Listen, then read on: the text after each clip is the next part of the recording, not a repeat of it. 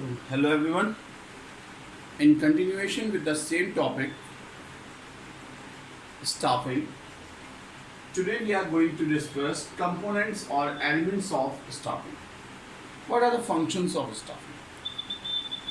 Staffing consists of recruitment, selection and training.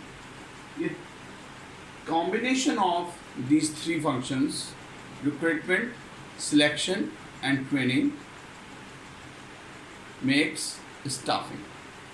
What is recruitment? So today I am going to discuss only recruitment, and in the next video we will cover up selection and training. So what is recruitment? It is a process of searching up prospective employees and stimulating or encouraging them to apply for jobs in the organization. So it is encouraging the employees, the prospective employees, the talented employees which we required for a particular job, to encourage them to apply for the job in our organization. ठीक है, यानी मान लीजिए कि हमारे यहाँ एक HR manager या एक सेल्स मैनेजर की जॉब खाली है, तो हम चाहेंगे कि बहुत खूब सारे टैलेंटेड एम्प्लॉयज़ पर्सन्स उसके लिए अप्लाई करें, so that we can choose one of the best out of them. तो जितने ज़्यादा हमारे पास अप्लाई करेंगे, हमारे पास उतना ही ज़्यादा ऑप्शंस होंगे to select the best out of them. ठीक है, तो what is recruitment? It is a process of searching for prospective employees and stimulating or encouraging them to apply for jobs in the organization. It is a positive process. हम कहते हैं सब लोग आओ और हमारी कंपनी में जॉब के लिए अप्लाई करो.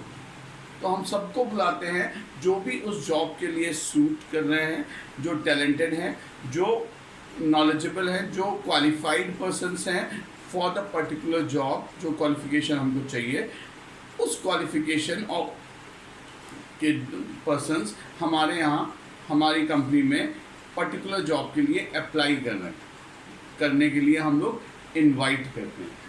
So that is recruitment. What are the sources of recruitment? Sources of recruitment, there are two: internal sources of recruitment and external sources of recruitment. Internal sources में दो आते हैं, that is transfer and promotion. यानी हम अपनी company के अंदर से ही कुछ एम्प्लॉयज़ को ऐसे छांटते हैं जो उस जॉब के लिए सूट कर रहे हैं, और उनमें से उनको हम या तो ट्रांसफ़र देके, यानी एक ब्रांच से दूसरी ब्रांच या एक डिपार्टमेंट से दूसरी डिपार्टमेंट में ट्रांसफ़र देके उस जॉब को फिल करते हैं, या हम अब किसी जूनियर एम्प्लॉय को प्रमोट करके सीनियर लाके उनको उस पर्टिकुलर पोस्ट को फिलअप करते हैं. तो that is internal source of recruitment. इसमें दो ही हैं, that is transfer and promotion. Now, what are the benefits of internal source of recruitment? Advantages: motivation to employees. अगर हम किसी employee को promote करते हैं, तो it is the motivation for the other employees also, as well as the particular employee to whom we have given the promotion. It is a less expensive process, क्योंकि external source of recruitment is an expensive process.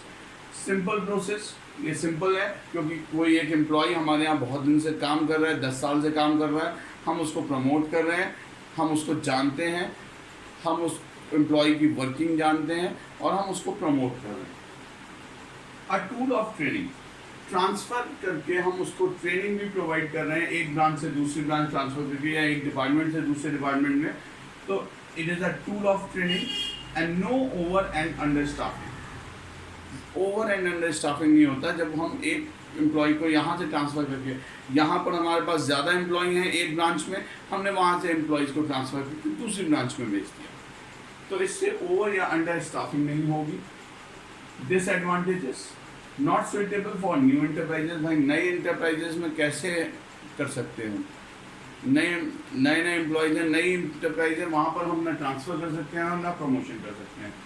Lack of fresh talent, देखिए जब हम बाहर से employees को लेके आते हैं, जब हम एक्सटर्नल सोर्स यूज़ करते हैं तो हमारे पास फ्रेश टैलेंट्स आते हैं, फ्रेश माइंड्स आते हैं, हमारे पास नए आइडियाज़ आते हैं इन आवर ऑर्गेनाइजेशन।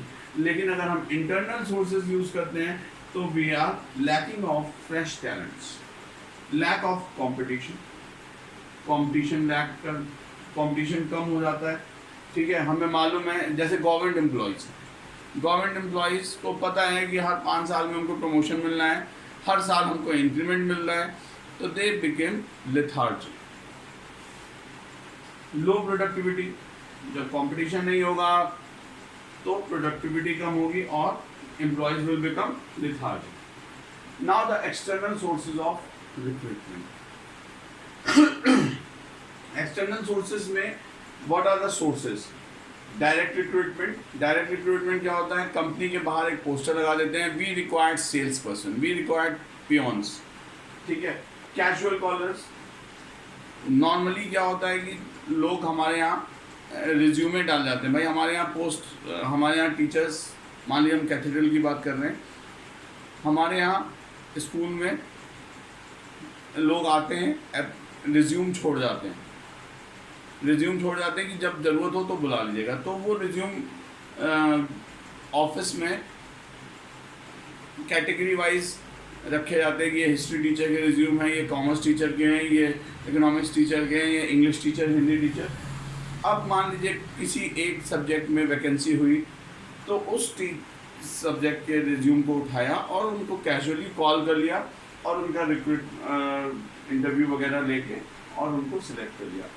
एडवर्टीजमेंट के थ्रू, टीवी में एडवर्टीजमेंट, न्यूज़पेपर्स में एडवर्टीजमेंट्स दे के हम इनवाइट कर सकते हैं।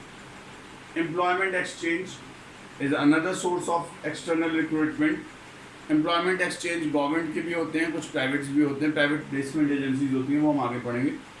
तो एम्प्लॉयमेंट एक्सचेंज गवर्नमेंट ने बना रखे हैं, जो अनएम्प्लॉयड पर्सनस हैं वो अपना रिज्यूम वहाँ पर सबमिट करते हैं और अपना रजिस्ट्रेशन कराते हैं।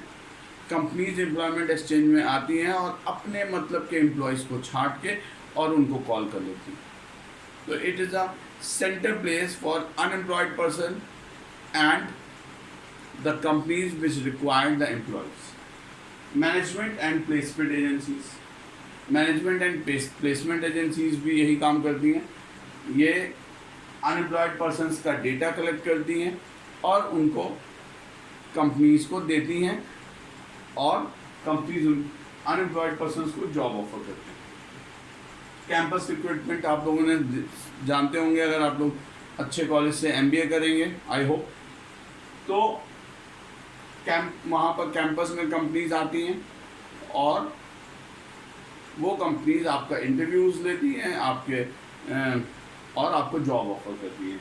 आप लोगों ने 3 इडियट्स देखी होगी, उसमें ये बहुत ही क्लियरली दिखाया गया है। Recommendations from present employees. Present employees जो हैं वो अगर रिकमेंड करते हैं कि मेरा भाई है, मेरा भतीजा है, मेरा ये है, आप इनको ले लीजिए, ये हम जानते हैं, तो उनके रिकमेंडेशंस पे भी कंपनी उनको कॉल करती है। लेबर कॉन्ट्रैक्टर्स, अगर हमको लेबर की ज़रूरत है, हमने एक लेबर कॉन्ट्रैक्टर को पकड़ लिया, वो अपने साथ 10 लेबर को ले आया। That is also web publishing. Web publishing is the important source of external recruitment आज की डेट में, बिकॉज आज इंटरनेट का ज़माना है। इंटरनेट पे आप डाल सकते हैं कि हमको सेल्स पर्सन रिक्वायर्ड है, हमको वेब डिज़ाइनर चाहिए, और तो these are the 9 sources of recruitment, external sources of recruitment. What is the advantages? We get qualified person. अगर हम एक्सटर्नल सोर्स में देखें तो हमें अच्छे क्वालिफाइड टैलेंटेड पर्सनस मिल जाते हैं। वाइडर चॉइस, हमारे पास चॉइस ज़्यादा होती है। इंटरनल सोर्सेज में हम अपने ही एम्प्लॉयज़ में से छांट के एक को या तो प्रमोशन दे देते हैं या ट्रांसफ़र दे देते हैं, लेकिन एक्सटर्नल सोर्सेज में हमें चॉइस ज़्यादा मिलती है, हमारी कंपनी में फ्रेश टैलेंट आता है और हेल्दी कंपटीशन होता है। डिसएडवांटेजेस, अगर हमारे यहाँ एक एम्प्लॉय है जो 10 साल से काम कर रहा है उसको हम प्रमोट ना करके किसी बाहर से लाके उसको उसका बॉस बना दें। ठीक है, एक हमारे पास एम्प्लॉय है जो 10 साल से काम कर रहा है, उसको हम प्रमोट ना करें और हम बाहर से किसी पर्सन को लाके उसका बॉस बना दें, तो इससे उसके अंदर डिससेटिस्फैक्शन होगा। Dissatisfaction among existing staff, it is a time consuming process. अभी आप पढ़ेंगे सिलेक्शन में बहुत ज़्यादा स्टेप्स होते हैं और बहुत टाइम टेकिंग प्रोसेस है। It is an expensive process. So this was it, recruitment. Go through your book, and if you have any problem, you can always contact me. Thank you so much. Thank you.